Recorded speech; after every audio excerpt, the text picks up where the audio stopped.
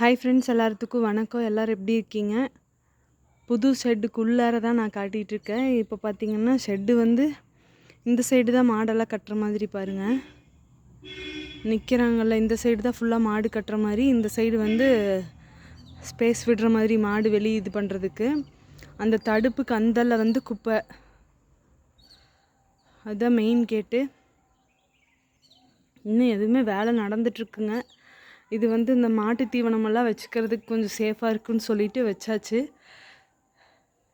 பார்த்திங்கன்னா இப்போ தான் வந்து தீபம் போட்டிருக்கேன். இன்றைக்கி கீத்தெல்லாம் மேய்ஞ்சு விட்டாங்க.